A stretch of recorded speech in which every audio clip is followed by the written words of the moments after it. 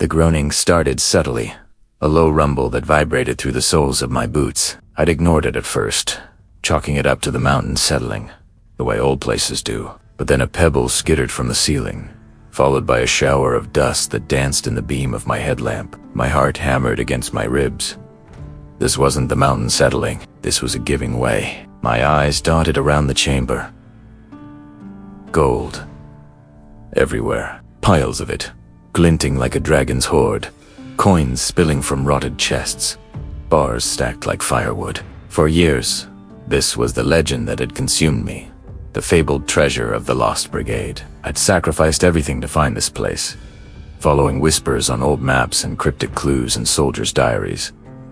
And here it was, the culmination of a life's obsession. But the groan deepened into a deafening roar. A massive chunk of rock sheared off the wall and crashed onto a pile of gold, sending coins flying like shrapnel. The air thickened with a choking cloud of ancient dust and the acrid, unmistakable scent of something burning. My light beam cut through the haze, and I saw it, snaking along the far wall. A thin, sputtering fuse. It was ancient, black with age, but a tiny orange ember was crawling steadily along its length, eating away the years. Dynamite, left by the very soldiers who had sealed this vault. A final, desperate failsafe. Panic, cold and sharp, seized me. Old thieves gold a fortune beyond imagination, and it was about to be buried again. This time, forever. I lunged for the nearest chest, my mind screaming to just grab something. Anything. My fingers closed around a handful of heavy coins, their cold weight a fleeting comfort. But as the ground bucked beneath my feet, I knew it was hopeless. I could never carry enough. The mountain didn't care about my greed. Another explosion, closer this time, shook the very foundations of the world. The ceiling fractured, and a cascade of stone poured down, blocking the main passage I'd used to enter. My only way out was a narrow crawl space I'd noted earlier, a tight squeeze I'd prayed I wouldn't deobit to use. Time was running out. The ember on the fuse was getting dangerously close to a stack of wooden crates, marked with stark, faded warnings. My gaze swept the room one last time, a frantic, desperate farewell to a dream. I wasn't just leaving gold behind. I was leaving behind the answer to the mystery. Why was it here? Why was it sealed with such finality? The official history was that the Lost Brigade had vanished without a trace, their payroll gold lost to the wilderness. But this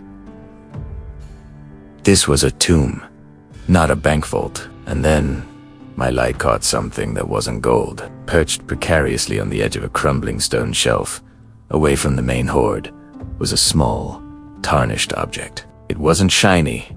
It didn't promise wealth. It was a simple, silver locket, oval-shaped and blackened with age. While everything else screamed a fortune, this one item whispered a story. I don't know what possessed me. Every instinct for self-preservation screamed at me to run, to scramble for the crawl space and leave it all behind. But my feet moved on their own. I scrambled over a shifting pile of debris, the roar of the collapsing vault now a constant, deafening thunder. Rocks rained down around me, one slamming into my shoulder with brutal force. I ignored the pain, my eyes fixed on that single, small object. My fingers closed around the locket, just as the shelf it rested on disintegrated into dust. It was surprisingly heavy, solid. For a second, I just stood there, clutching it, the chaos fading into a dull background hum. This felt different. This felt important.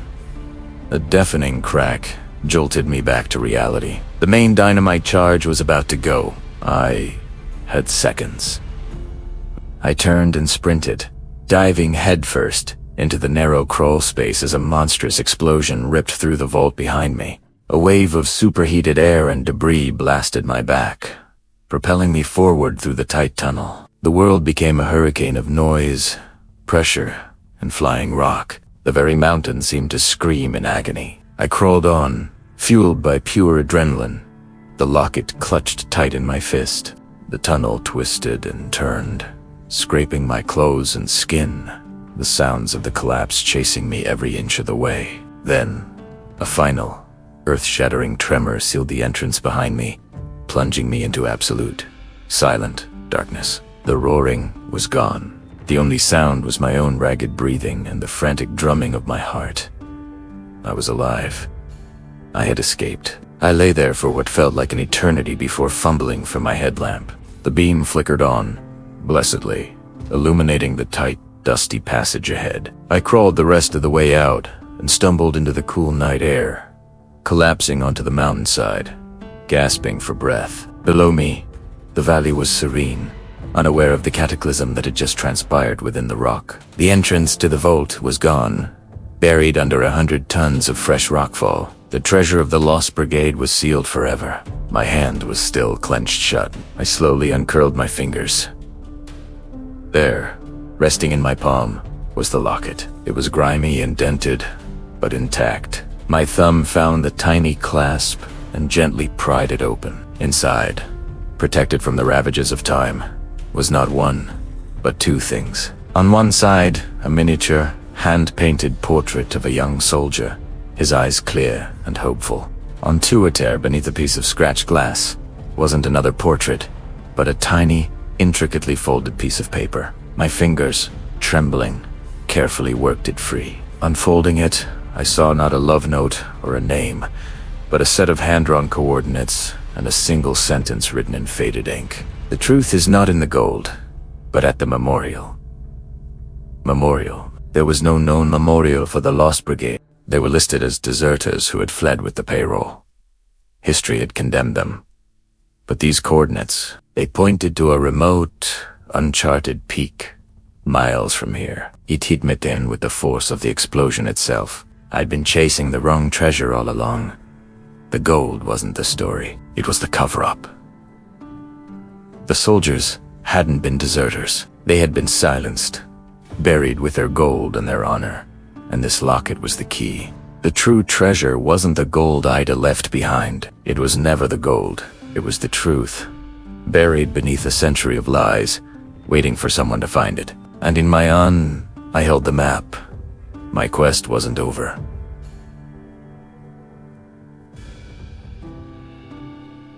It had just begun. Thank you so much for joining me on this incredible journey. The story doesn't end here. If you want to see where these coordinates lead and help uncover the truth of the Lost Brigade, make sure you hit that subscribe button and turn on notifications. You won't want to miss what happens next. Until then, stay curious.